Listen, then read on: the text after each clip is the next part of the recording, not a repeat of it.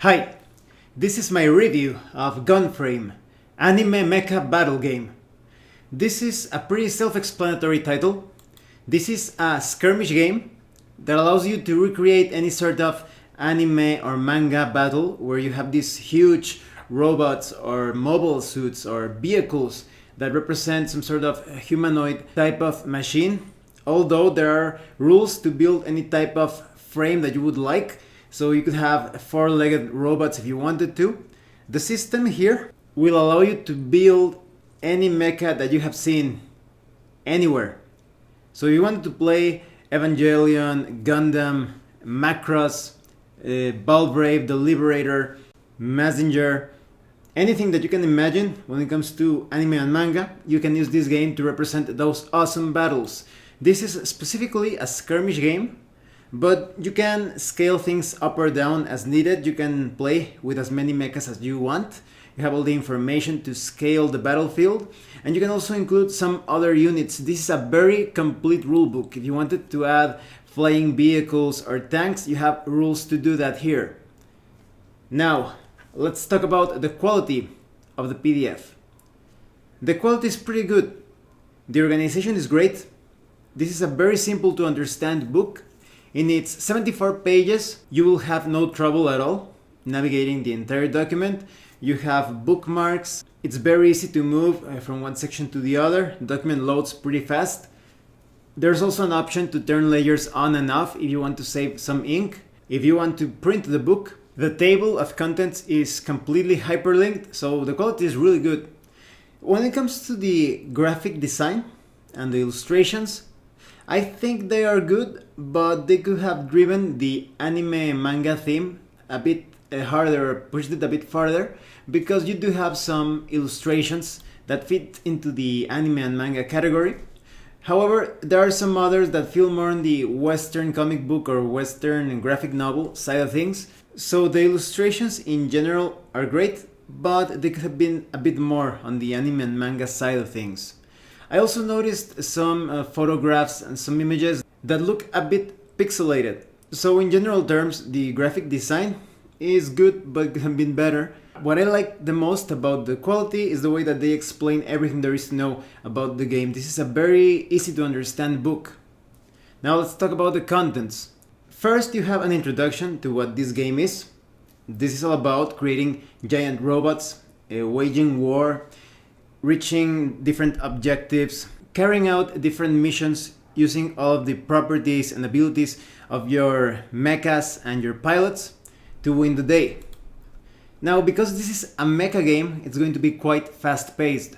This is different from, for example, mech games such as Battletech that feel a bit more simulationist and realistic. You have these vehicles that feel more like walking battle tanks, but when it comes to mecha, it feels more like some sort of vehicle that performs at the speed that you would expect to see in fictional depictions of samurai and ninja. So this is all about that style of fictional battles.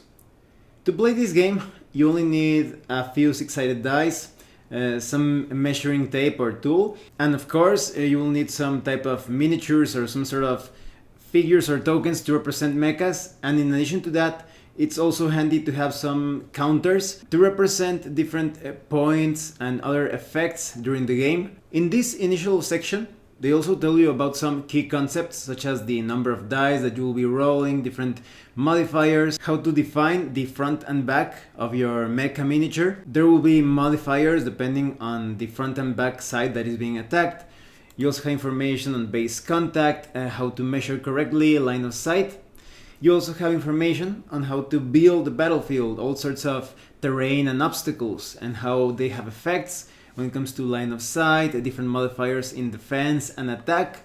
They give you a lot of suggestions on how to build different types of battlefields, even themed battlefields, and they give you a basic overview on how to build your mechas and pilots.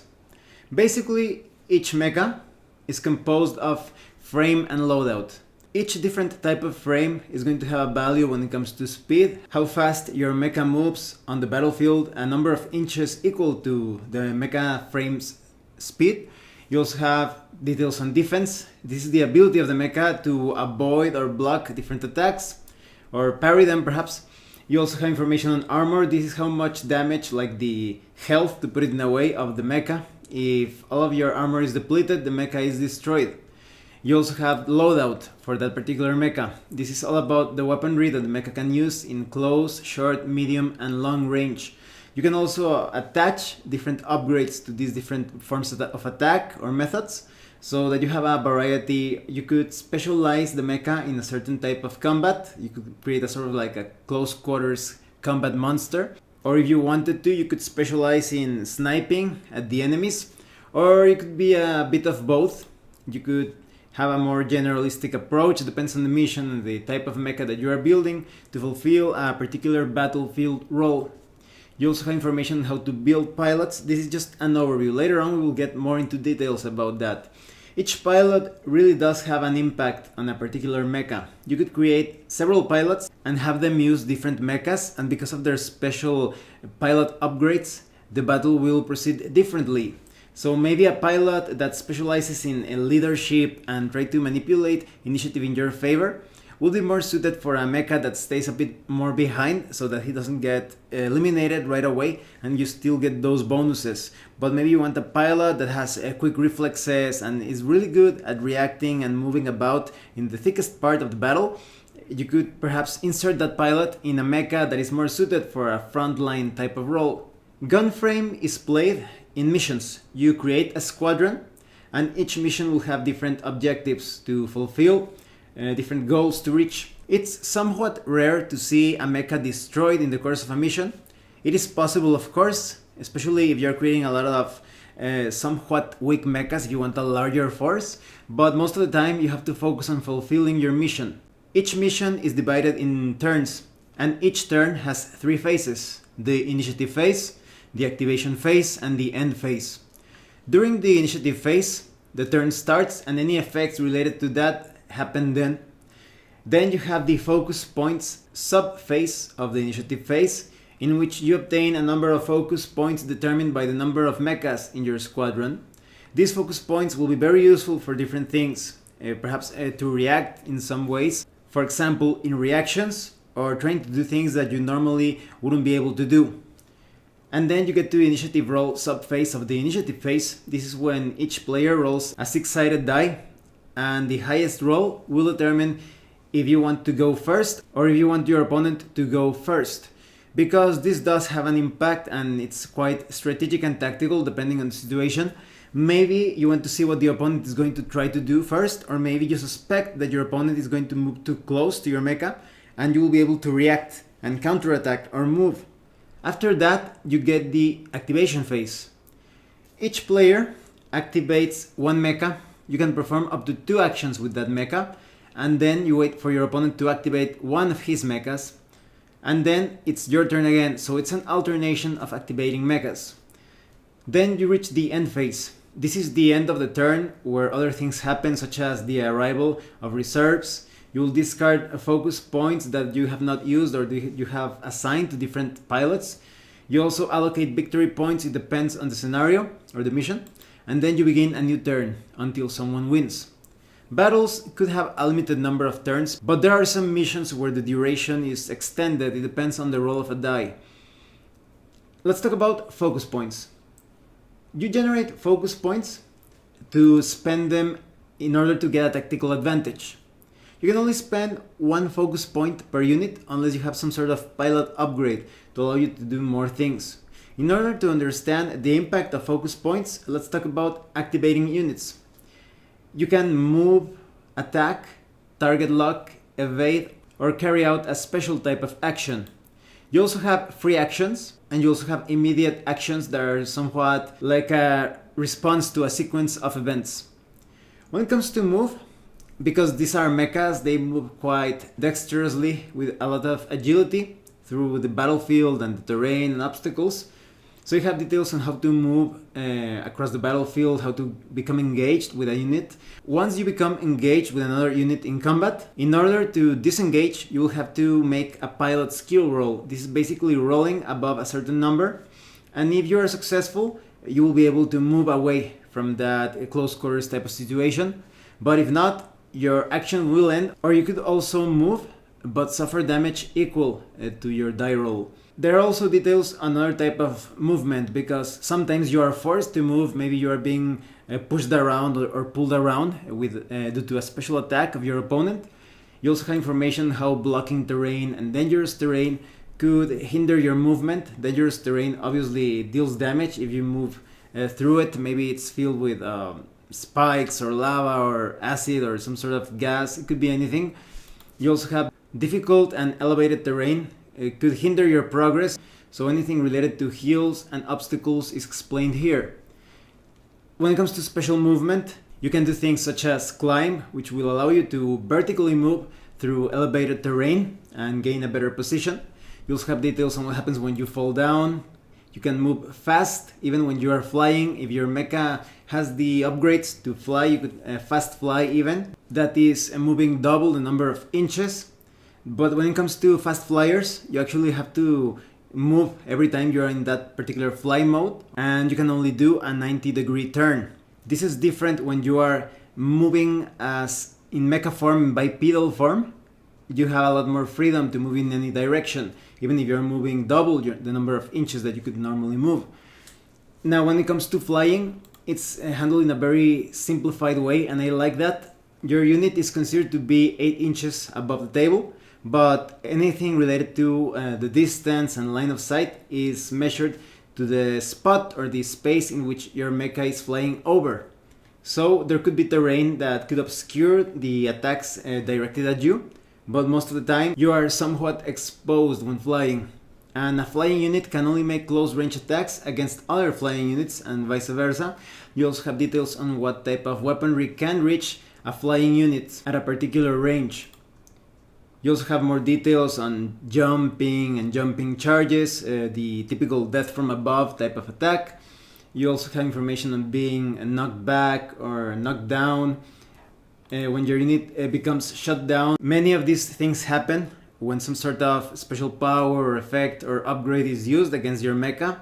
You also have details on transforming, and I know a lot of you mecha fans out there are going to love the transform type of mechanic. If you have seen those mechas that transform into a fighter or wave rider type of mode and then go back to bipedal form or mecha form, this is the movement that you will use to transform, and there are some upgrades that allow you to transform while moving, so that's really awesome. Near the end of this review, I'm going to include a short battle report when I actually use transforming mecha.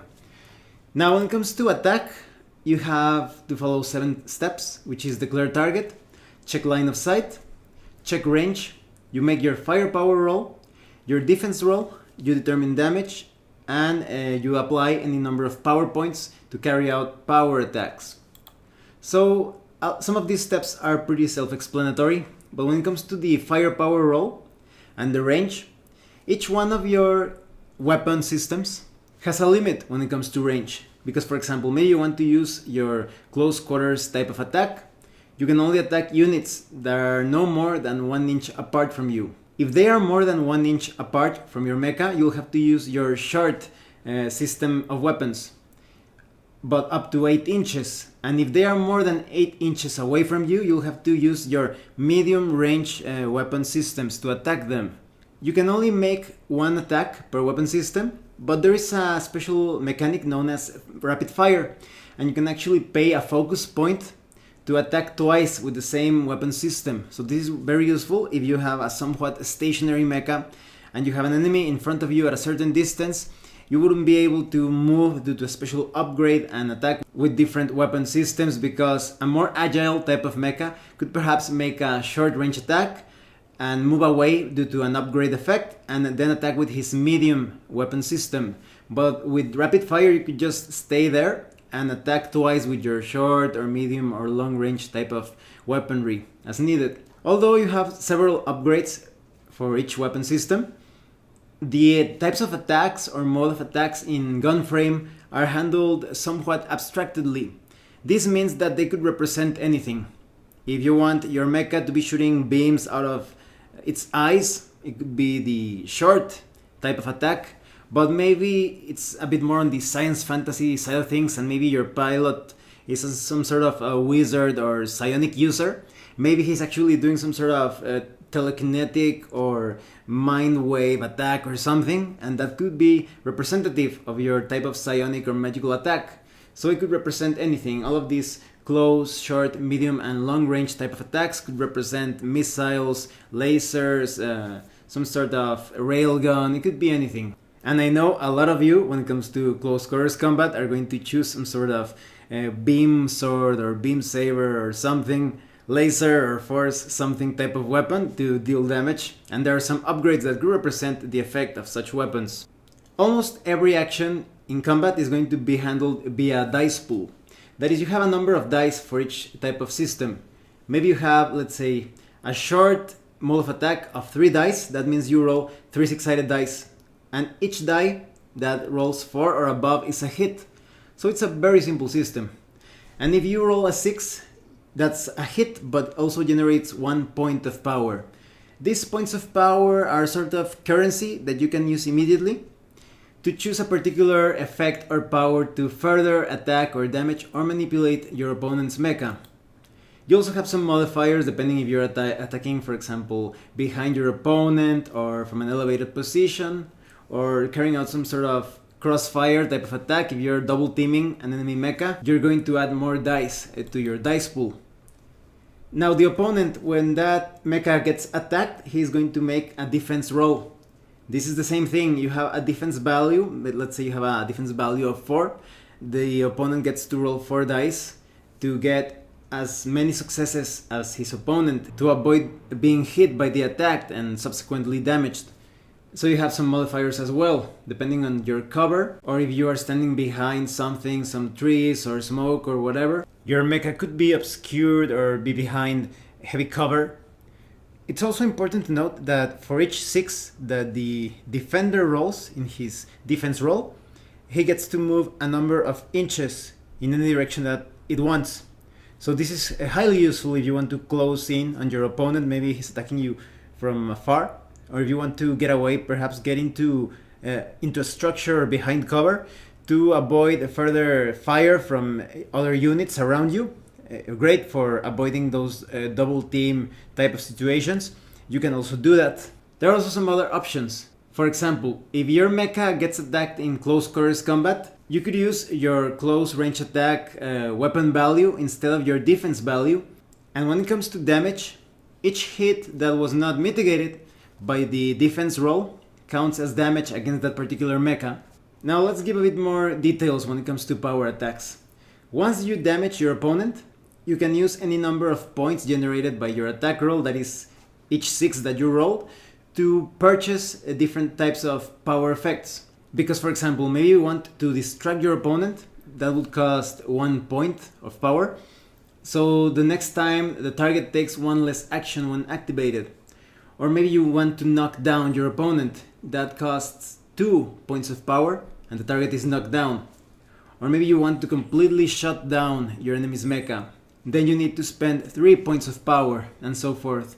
There are also some special power attacks that can only be performed or carried out if you have the specific upgrade for that. Such as, for example, target painting. You place a target lock counter on the target, and we'll talk about those later on. Or maybe you want to inflict a burn effect on your opponent, causing additional hits later on. Or maybe you want to change your attacks or carry out follow-up attacks against other units close by. You also need to pay a number of power points for that. When it comes to setting up a target lock on the enemy mecha, this makes that enemy easier to hit. For example, you can focus your fire, adding more dice to your firepower pool, and you can reroll any firepower dice that fail to score a hit, that is, that they roll 1, 2, or 3. So this is highly useful. But the opponent can also carry out an evade type of action to shake off a target lock. And depending on the objective, this is going to be a vital consideration. Maybe you want to risk it. You need to reach an objective before a certain number of mechas, and you decide to ignore that the opponent has you on target lock, and you just keep on running or flying towards your objective at the risk of taking severe damage. When it comes to reactions, you can spend focus points to react when your opponent is attacking your mecha, or if an enemy has placed a target lock counter on you, or when a unit completes a move action within your line of sight. You can react by attacking, by moving, or evading. So this type of maneuver is going to be very useful if you become immediately target locked. If you deem it worthy, you could react immediately by spending a focus point and evading the target lock.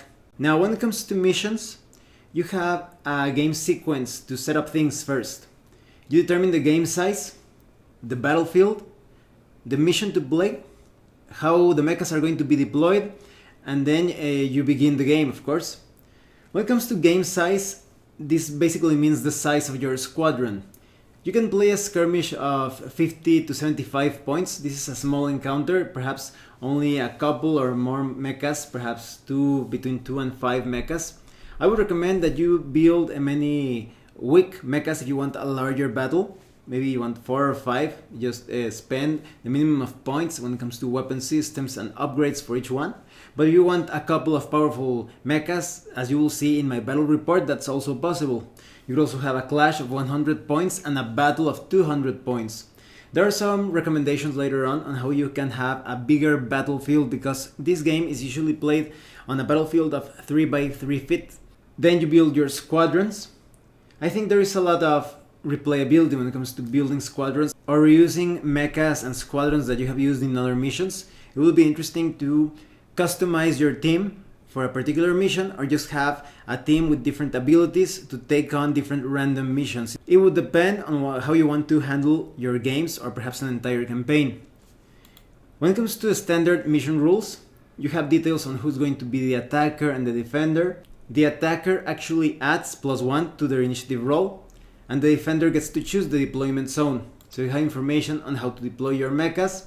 You also have information how to call reserves. You could have part of your force just on standby so that they can surprise the opponent later on. And depending on the upgrades, you could also carry out a halo deployment, which has a lot more freedom when it comes to landing on the battlefield. But there's also the possibility of taking damage as you descend. You never know with the battlefield. There could be some stray bullets or some explosions that could cause you to have a landing that is not exactly optimal. You also have information on how to carry out ambushes, how to set up objective markers, and how to control them. You need to be within 3 inches of the objective marker. Depending on the mission, you're going to get some victory points, perhaps by turn or at the end of the mission. Loot counters work somewhat similarly, and depending on the mission, they could be even worth more than objective markers. And when it comes to taking control or hold of these different markers and counters, the unit must not be destroyed, knocked down, or shut down.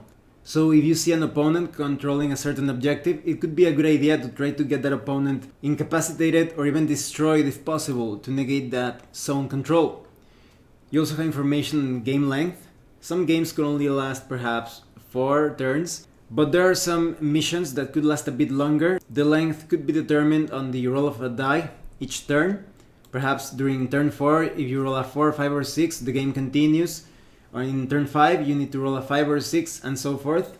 Things could also end as sudden death. Maybe you manage to destroy the entire enemy force and you win by default. It's also important to take care of your mechas and your squadron, because if your opponent has more mechas by the end of the mission, he's going to get a bonus when it comes to points, known as attrition points. All sorts of missions are included in the game. You have Carnage, where the squadrons encounter each other while out patrolling, and they are caught off guard, but they need to collect victory points by controlling some objectives placed somewhat near the center of the table. You also have Domination, where you need to control different objectives. You also have Engagement, where you need to protect your side of the table. You also have Investigate, where you are searching different points of interest to see if it contains intel or a prize, and you could get lucky, and you will have to defend that position till the end of the game to claim those points. Or maybe it's a loot type of mission. It's all about stealing valuable cargo from your opponent. It could be a take of hold type of situation, earning victory points by controlling a specific zone. And all of these missions can be modified. There could be some destroyable buildings, some objectives that could also be destroyed. There could be some booby traps, some opportunities for sabotage. You also have advanced missions. These are a bit more involved, with a bit more depth and complexity, such as Ambush, where a single loot counter is contested. You also have Breakthrough, where it's a race to take control of a particular objective. You also have Doomsday. This is a time scenario. The device could go off at any time, so one squadron has to stop the explosive device from activating by disabling it, of course, and the other one wants the device to explode. You also have a raiding mission, an escort mission with bunkers when it comes to the raiding part. You also have a Remember Love, obviously a tribute or reference to Macross. This is basically a way to modify any of the other missions by adding disruption beacons that can also be destroyed for additional points. These points can only be obtained by the attacker, so they represent sort of like the speakers. Do you remember when Min Mei, or in many of the other Macross series, there is this singer that is like filling the entire army with some sort of power through her song? So the enemy wants to destroy these antennas or speakers, whatever they are, to interfere with that song. So this is a really awesome tribute. I'm going to put several links in the description below that, for example, for those of you that are not very familiar with the mecha genre, you will find some examples of what I'm talking about here. You also have environmental conditions such as bombardment, so your units could be taking damage if they are not under cover that is inside a building or in a similar structure. You also have darkness. It's going to be more difficult to hit an opponent during nighttime conditions. Your range will be reduced, and maybe you could also handle sunrise and nightfall type of situations within that same mission to represent the passage of time. You also have conditions for storm, gravity. If you want to have space battles, you also have rules for space structures, underwater conditions. So as you can see, there is a lot of replayability when it comes to the missions. You could combine different types of mechanics within 2 or 3 missions. You could add the environmental effects. There are just so many ways to play this game, and you could also create your own missions based on what is presented in this book. Later on, you have the details on unit construction. There are 5 steps to create your units. First, you choose your frame. Then you install your loadout. Then you recruit your pilot. Then you purchase upgrades and you record the profile and the point cost, and at the end of this book you have either small cards or a roster so that you can organize your squadron. I think that if you're going to create somewhat simple mechas, this will be sufficient, but when I played my scenario, because of the different pilot upgrades that we chose, we used a bigger sheet. Because, for example, there is no limit to pilot upgrades, so things could feel a bit too cluttered.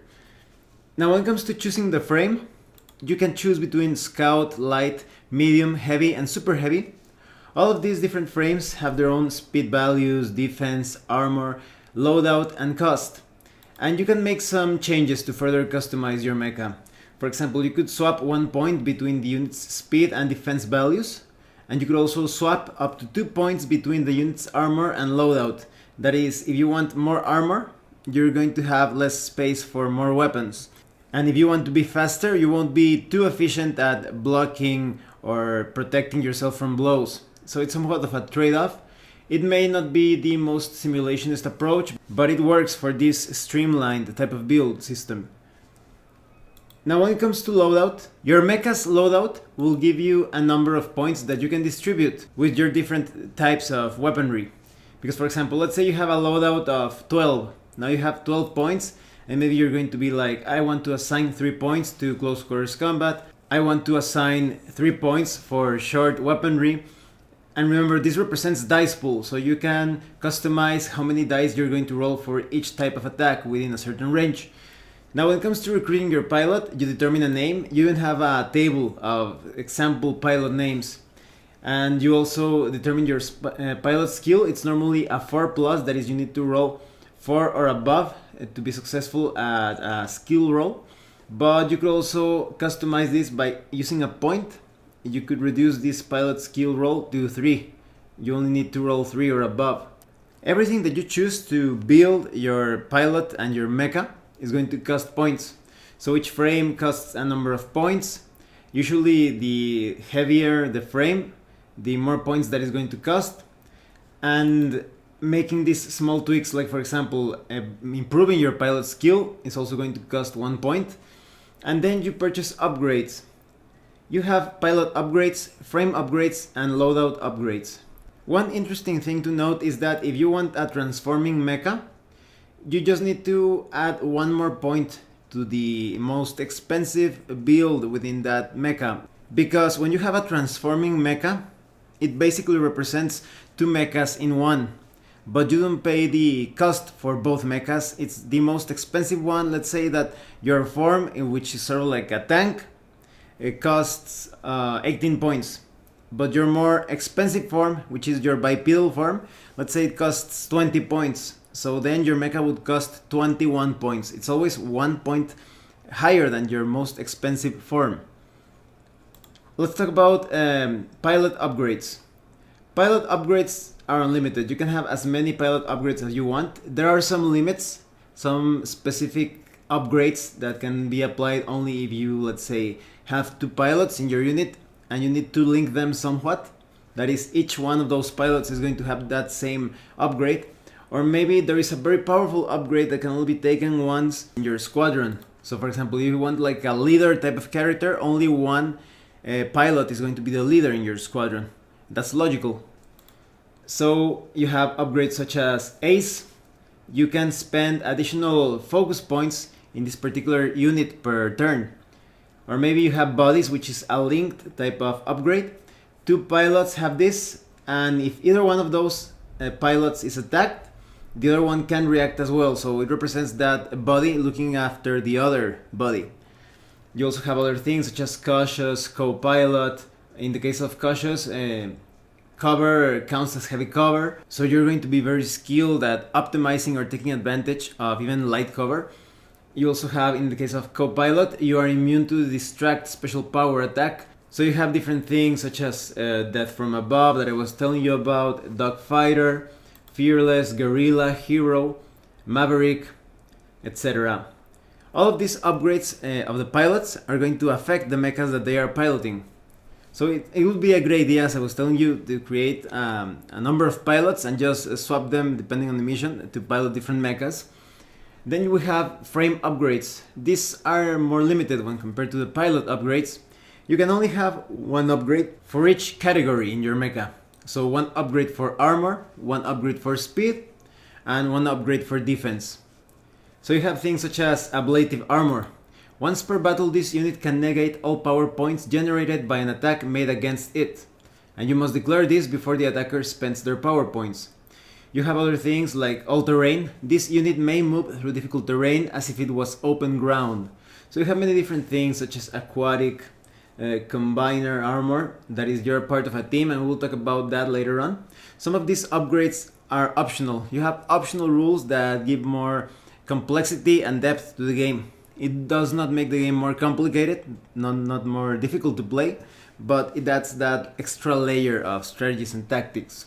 You have other things such as fly, fast flyer, because you can fly, but fast flyer, you move more inches, but you need to move constantly and you are somewhat limited in the turns that you make, a 90-degree turn.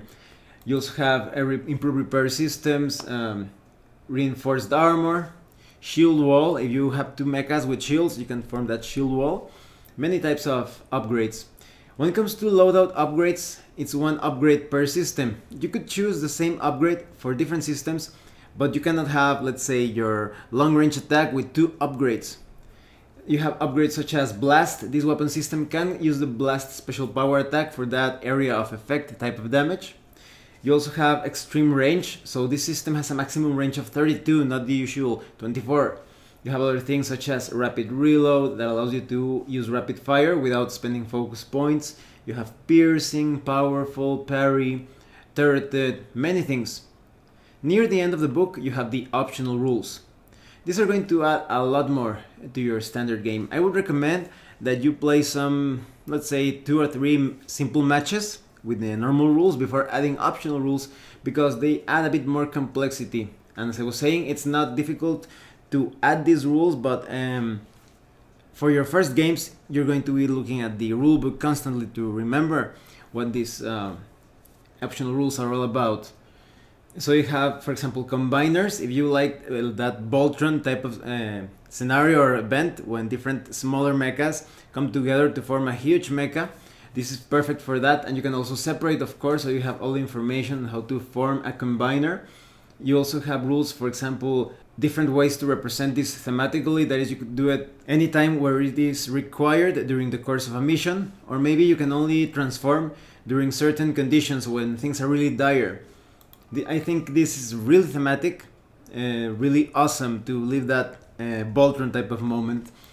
You also have information on more conventional units to support your mechas. Maybe you want to add infantry, tanks, flyers. You also have more information on the focus points handling at the start of a turn. That is, conventional units do not generate focus points. You also have more information on groups and group moves, moving the group leader as normal, and then moving the followers so that they stay within 2 inches. So as you can see, this adds a bit more potential if you want to have more mass battles type of game. And remember that in this book you have recommendations as to how to make the battlefield bigger to accommodate all of those different troops. You also have information on group attacks, how to build units with upgrades when it comes to infantry, tank, flyer. You also have information how to handle crippled units. There could be a critical point where as you take damage, you won't be as efficient in combat. Your units could become crippled, and you also have information on how to repair the units and the actions that you can take while you are crippled. You also have more details on multiplayer battles, how to have team battles, and more recommended table sizes, how to handle free-for-alls, panic rules. Because, for example, maybe one of the mechas got destroyed and you need to make a sort of morale check, and that could get units out of control. Maybe they emit a dramatic cry. You spend 1 focus point to recover their morale, otherwise they're going to act against your orders. They're going to be focused on running for cover. You have more specific details on space battles, on unit selection, how to, for example, when you knock back a unit, it's going to fly a bit further away, adding a modifier to the distance of the pushback. You also have more information on floating structures and debris fields, massive surfaces, how drifting happens, how some things could fly off the edge of the table, how to interact with structures, structure integrity, how to occupy structures. There are some missions that could have as objectives destroying different structures or just having them as optional things that you can do to hinder your enemy's progress and to help you succeed in that particular mission. You also have information how to throw objects, picking up objects, of course, attacking with objects, kicking away random terrain features. And at the end of the book, you have example units. You also have information how to modify these example units, and they give you a series like of OVAs or OVAs, like an anime setting of sorts to have your battles. Throughout the book, you have some like tidbits or small text boxes giving you information about a hinted setting. It's not as structured. They just give you some ideas or seeds to create your own campaign setting, or use these settings at the end of the book in addition to that information. So you have different factions and the story, the background, different types of units that could be used by these different factions. These factions, the background story and the theme of them, and their overall flavor, they are somewhat of references to the most popular mecha anime. So that's really cool if you like mechas that are more on the police side of things, or mechas that are more on a large war or large scale conflict type of thing. You have mecha forces for that here. It's also really handy that this rulebook comes with a quick reference sheet at the end, and you also have some more designer notes as to how this game was created, and Nathan Russell, the author, gives you all the philosophy behind this skirmish game. So that's really nice. Now, before I give you the conclusion to this review, I'm going to present to you this battle report featuring the investigate type of mission. First, the participants of this battle. We have 2 forces.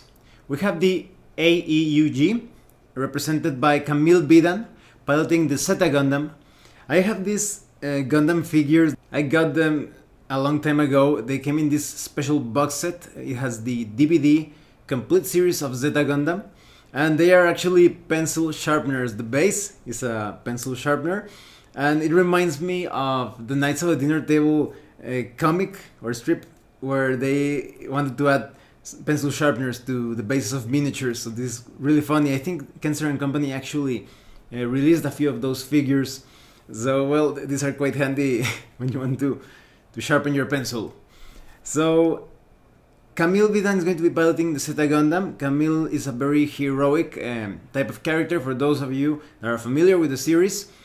He has that sort of like psychic ability being a new type, so all of his pilot upgrades are based around that. And the Zeta Gundam has that transformation type of upgrade. It can switch between the Wave Rider form and the bipedal mode. And the Wave Rider form is faster, being a sort of like a fighter jet type of form. It's really fast, a bit more vulnerable, but has some very deadly long range and close range attacks. And in bipedal form, it's a bit more of a jack of all trades type of mecha. And then we have a machine piloting the Gundam Mach 2. This Gundam is all about holding the ground, holding position with a shield and strong armor. So it's more focused on close quarters combat and not really good at range. And on the other side we have the Titans and Axis Momentary Alliance. So this is represented by Paptimus Sirocco, of course, with the Theo, which is built to be a beast in close quarters combat.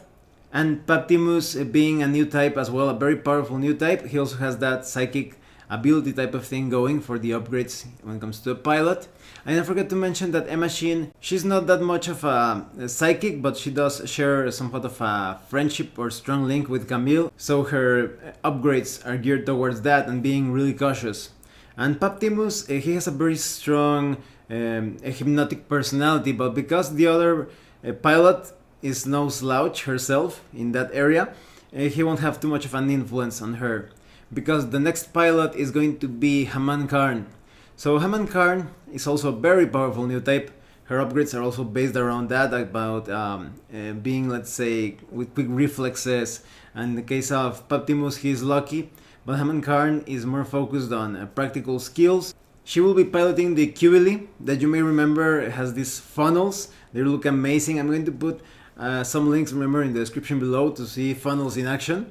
So she is more of a long range type of combatant when it comes to the mecha she's piloting. She has somewhat of mid-range potential as well, but you want to keep her away from her enemies, and she's also really good at attacking enemies that are behind cover. Now in the Investigate mission, it's a random game length type of mission. You never know when it's going to end, and you have these different objectives on the table.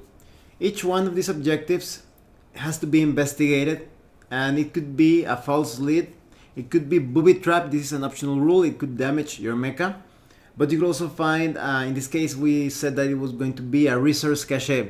So this resource cache, the more resource caches that you control at the end of the mission, the more victory points that you will get, and you could get lucky and you could find the prize. So the prize is worth a lot more. It's worth 3 victory points, so it's going to be very interesting to see what happens in this battle. Here I present the battlefield to you. There are different structures, most of it's a wooded area. There's going to be light woods represented by those bright patches of green, and those count as concealment. There are some other larger pine sort of trees, and they will block line of sight. You also have some other structures that you could move around or move over if you have the flight capacity. And in the case of M-Machine, her mecha is equipped with jump. So there are different ways to take advantage of cover. Those squares that are from the Dungeons and Dragons tiles, those green squares on the field, represent difficult terrain. So in turn 1, because Camille is quite impulsive, the Zeta Gundam moved a bit further first. It began in Wave Rider mode. However, the Titans and Axis Alliance gains initiative because Paptimus has an upgrade that allows him to gain a bonus in the initiative roll. The Theo, this is the mecha that Paptimus is piloting, the big yellow one. It moves close to an objective token. And the Gundam Mach 2 with the shield, piloted by M-Machine, moves forward as well, staying close to cover. The Cubili reaches one of the objective tokens, staying close to woods, and she investigates, that is Haman Karn investigates, but it was a false token. And then Zeta Gundam moves at high speed and lands in bipedal mode and investigates the objective, but finds a false lead. In turn 2, the AEUG wins initiative. The Gundam Mach 2 fast moves into the objective. She investigates, but it was booby trapped, and a machine takes 1 damage to her mecha. Sirocco investigates the other objective token and finds a resource cache. The Theo moves in front of it to protect it. Camille transforms to Wave Rider and moves next to the objective. Haman fast moves next to Theo to protect the newly found resource cache. In turn 3, the AUG wins initiative again. The Zeta Gundam changes from Wave Rider to Bipedal, investigates and finds a resource cache. Paptimus decides to fast move towards the next objective. The Gundam MK2 fires with her medium range weaponry, causing 1 damage with rapid fire and distracts Paptimus. Haman moves into position and uses funnels against the Gundam Mach 2, inflicting 1 damage. In turn 4, the AUG wins initiative again. The Zeta Gundam takes position and attacks the Cubili, but misses. The Cubili reacts and moves back to the resource cache. Paptimus moves next to the objective. The Gundam Mach 2 fast moves to Cubili, and the Cubili attacks Emma with funnels, but the MK2 shield blocks them and she dodges the rest. We make a roll to see if the game ends, but it continues. In turn 5, the Titans and Axis Alliance wins the initiative. Paptimus finds a resource cache and takes position in front of it. Emma moves closer to Haman and they exchange fire with no results. The Cubili unleashes a barrage of funnels against Emma, but she blocks and avoids all. Camille runs at Sirocco and shoots. Despite Paptimus' luck, he actually manages to score 1 damage. And we make a roll to see if the game ends, and it's another turn. In turn 6, the Titans and Axis Alliance wins again the initiative. The Cubili unleashes her funnels again, but fails to damage Emma. The Zeta Gundam goes into Wave Rider form and flies next to the cache, avoiding Paptimus' fire. Paptimus unloads cartridge after cartridge at Camille, to no avail. He simply cannot score a hit. Emma closes into Haman, attacks with her beam saber, but Haman dodges, and the game ends in a draw. Now this was actually quite a dramatic battle, because at the end, as both forces started to unravel and discover different caches, you didn't know who had the advantage. Just at the very end, when Haman and Paptimus both found resource caches, if Emma and Camille didn't do something to contest those points, they would have lost. Because here, to control a resource cache or a loot token, you need to be within 3 inches. But if there is another mecha, an enemy mecha within those 3 inches, the cache cannot be taken over. It doesn't count as a point for anyone.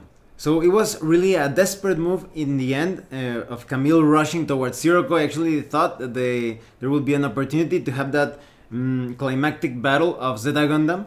But Camille didn't need to destroy Sirocco. It would have been nice. He just needed to contest that resource cache. So he decided to remain flying away from the arms, the hidden arms in the metallic skirt of Sirocco's mecha. Because those of you that are familiar with Zeta Gundam, you may remember that the Theo mecha has those arms with beam swords hidden underneath. And as you Gundam fans may have noticed, the mechas used in this battle are not exactly faithful to the ones presented in the series.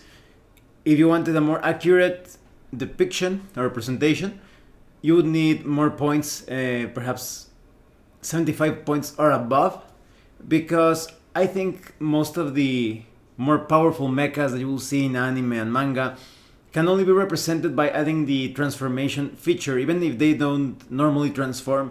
For example, in the case of Theo, as I mentioned, the flight upgrade would have been great, so adding the transformation feature could have been a good idea, to have like a flight mode type of Theo and a walking type of Theo.